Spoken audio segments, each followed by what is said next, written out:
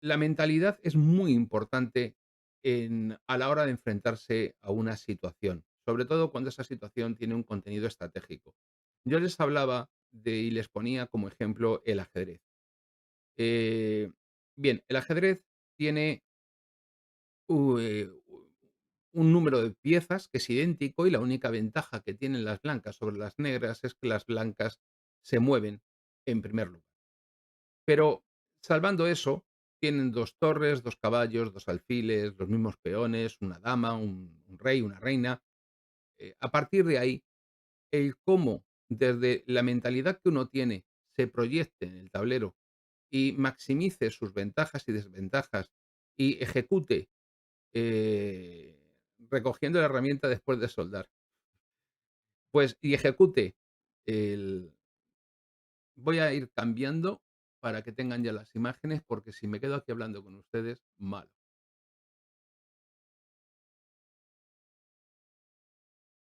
Bien, y dependiendo de cómo ejecute esa mentalidad y esa forma de actuar, pues, se desarrollará la partida, esa batalla simulada que es el ajedrez, y en consecuencia, el resultado será uno u otro.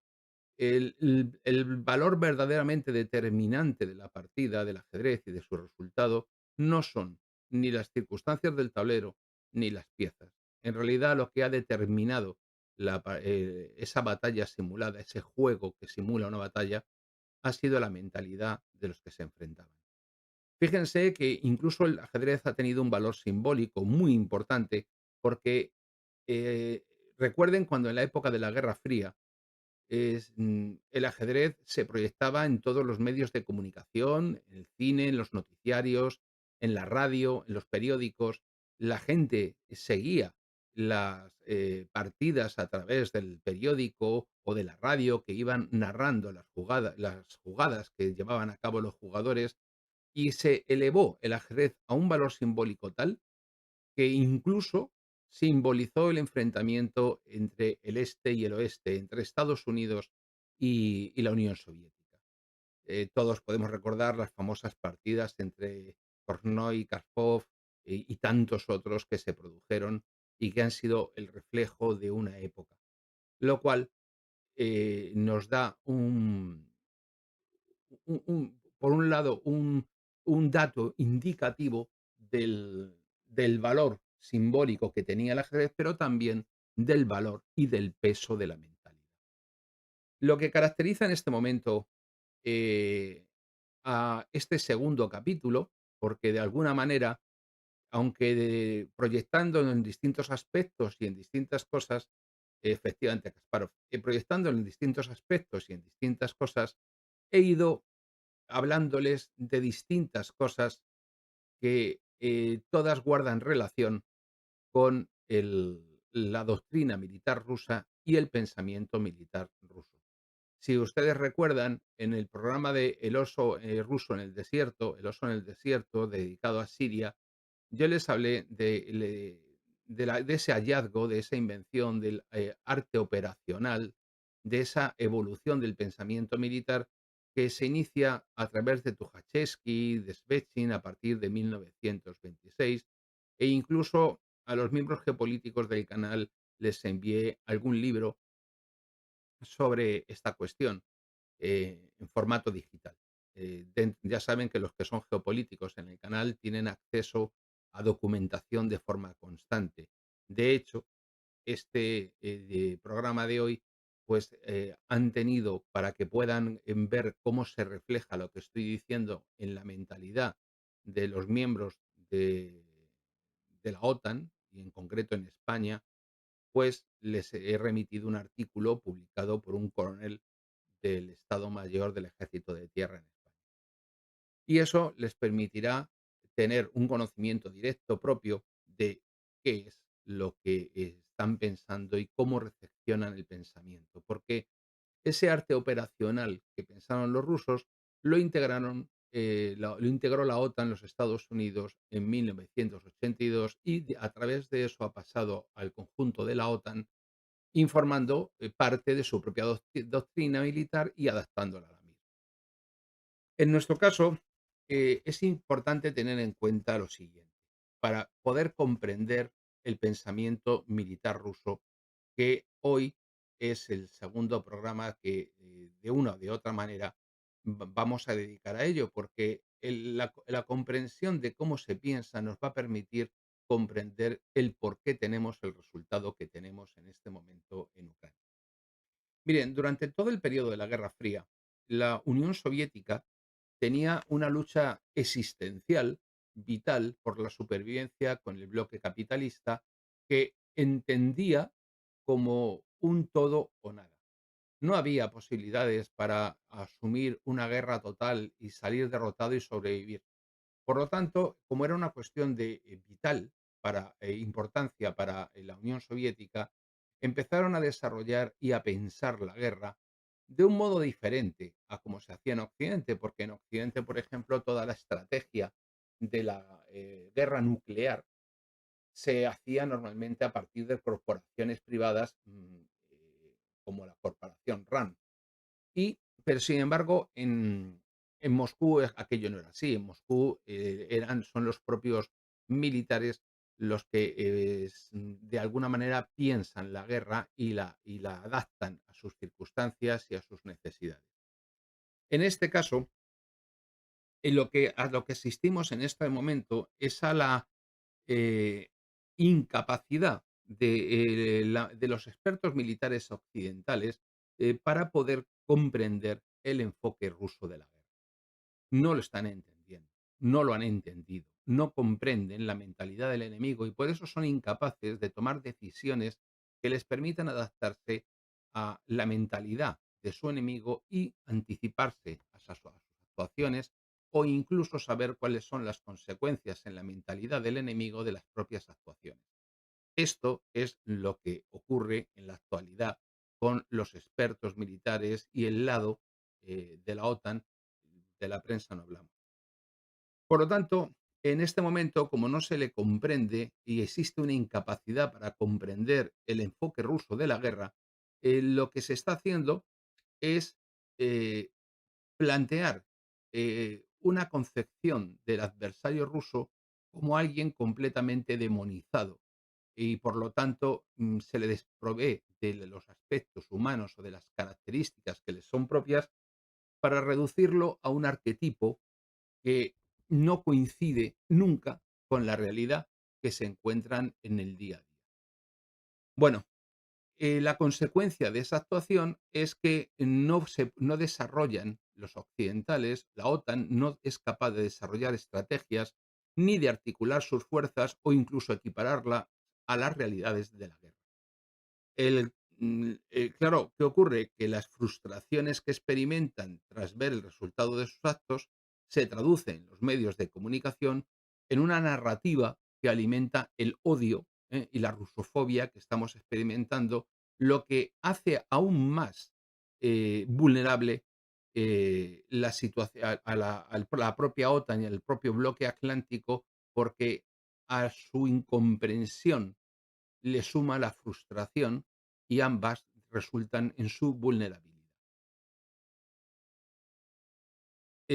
A partir de ahí, tenemos que entender que los rusos tienen una visión holística de, de los conflictos. ¿Qué significa esto? Pues que ven los conflictos como procesos que se desarrollan y conducen a una situación en un momento dado. Y eso explica, por ejemplo, por qué Vladimir Putin, a diferencia de los líderes occidentales, normalmente y muy frecuentemente en muchos de sus discursos recurre a explicaciones de orden histórico para enmarcar aquello que quiere decir, porque parte de esa concepción holística, es de esa concepción de la vida como proceso y no la vida como instante. Y es algo que eso cambia, es algo que en Occidente no se ha entendido y que cambia radicalmente la forma de actuar de quien piensa así respecto de quien no lo hace y no es capaz de saber de dónde viene ni anticipar qué es lo que le va a ocurrir. En este momento, digamos que este es un concepto que busca explicar las razones de cómo surgió la crisis y por lo tanto podría decirse que si uno conoce las razones que nos han llevado a una situación, está en situación de poder, de una o de otra manera, enfrentarse a ella y resolverla.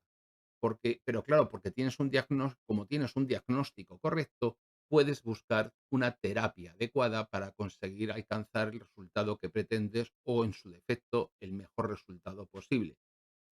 Claro, la razón por la que los rusos son mejores que Occidente en Ucrania en este momento es que, insisto, ellos han entendido el conflicto de Ucrania como un proceso dilatado en el tiempo.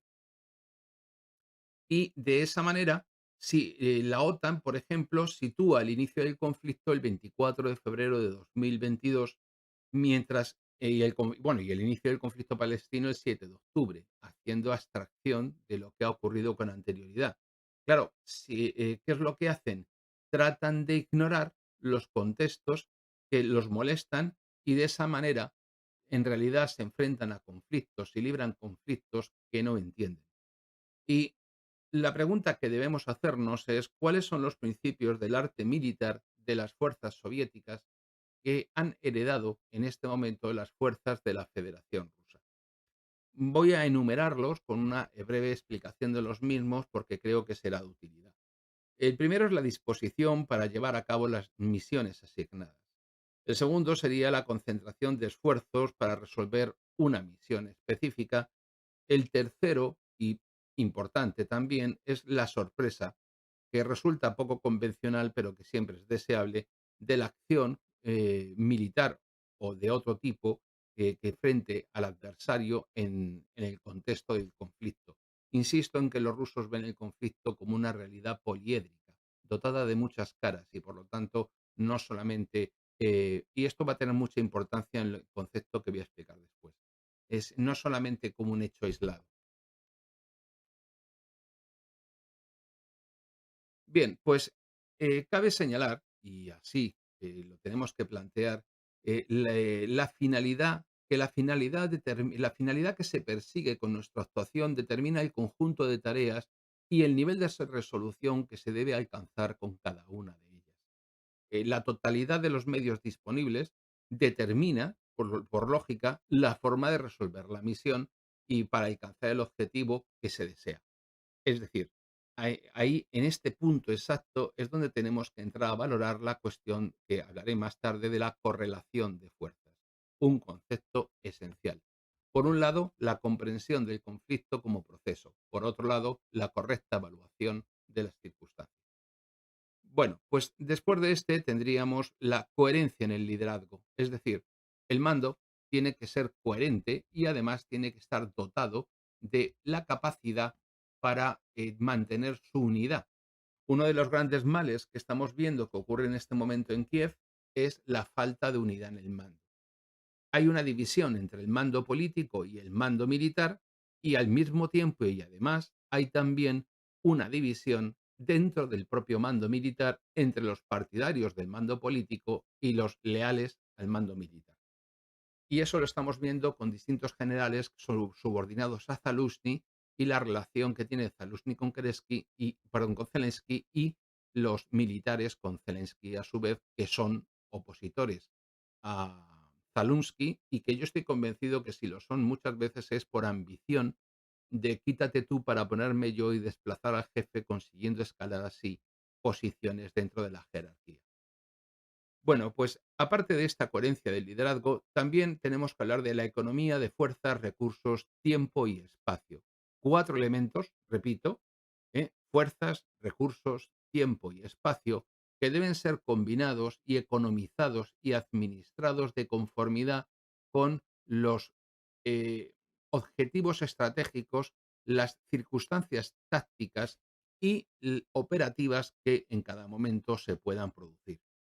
Y luego una cosa fundamental, y que es el apoyo y la restauración de la capacidad de combate de las unidades. Si no se realiza esa labor de restauración, y fíjense que la palabra tiene su importancia, porque no se trata de coger una unidad y rellenarla de gente y donde antes estaba una unidad de gente bien adiestrada con experiencia de combate, sustituirla por civiles armados de uniforme, que eso es lo que está haciendo Ucrania en este momento, cuando las unidades que fueron Brigada 47, entrenada por la OTAN, con un volumen de bajas en el sector de Robotine brutal. La desplazan otra vez para continuar la ofensiva absurda en el sector de Bakhmut-Artyomovsk. Consecuencia, la unidad completamente destruida en su capacidad de combate, puesto que han tenido un 70% de pérdidas. Y aunque ahora quieran reponerla con un personal sin formación, esa unidad ha cambiado, ya no es la que era. Por lo tanto, hay que restaurar la fuerza de combate de la unidad, no solamente rellenarla con lo primero que pillas. Y esa capacidad de combate de esa unidad es importante mantener un apoyo a la misma. Y en este momento lo que estamos viendo en Ucrania es que las unidades carecen de apoyo artillero, carecen de apoyo logístico, no se sienten bien dirigidas y está teniendo consecuencias dramáticas, sobre todo porque esas circunstancias se pagan en vida de personas, ¿no? Con vidas de personas. Y por último, es algo fundamental, mantener la libertad de maniobra.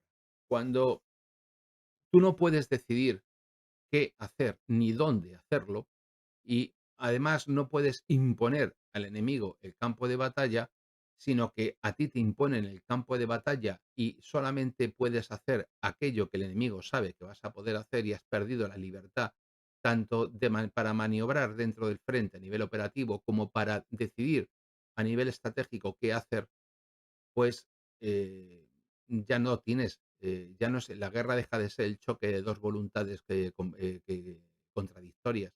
Ya sencillamente estás en franca retirada y, por qué no decirlo así, perdiendo. Si se dan cuenta estos principios, cuando los aplicamos como yo lo estoy haciendo al hecho de Ucrania, pues mm, tienen un peso muy importante y además coinciden con la realidad. Yo me quiero imaginar que me están escuchando bien y que todos siguen ahí y que no se ha ido nadie, pero bueno, espero que sea así. ¿Hay vida al otro lado o no?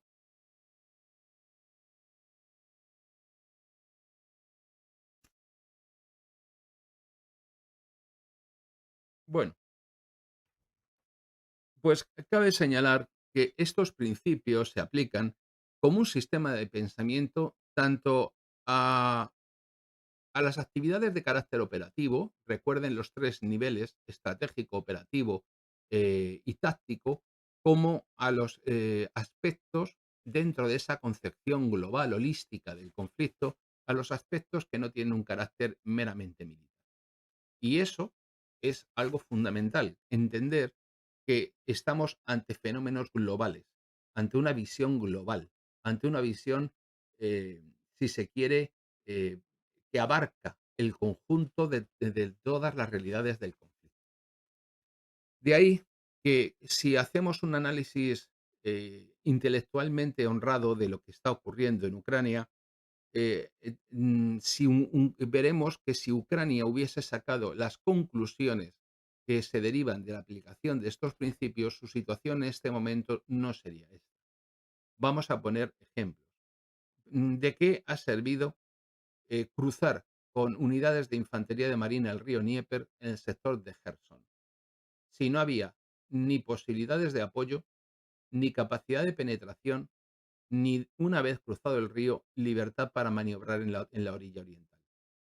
Se han sacrificado vidas y personas de un modo completamente innecesario, lamentable. Vayamos más allá. ¿Qué sentido ha tenido, por ejemplo, la ofensiva para recuperar Bakhmut? ¿Tenía un valor distinto al político? Y muchas veces lo que están haciendo es subordinar las actuaciones de tipo estrictamente militar a circunstancias coyunturales, políticas y no estructurales. Es decir, no a circunstancias estratégicas. Y los errores de Ucrania se están pagando con vidas humanas de personas ucranianas.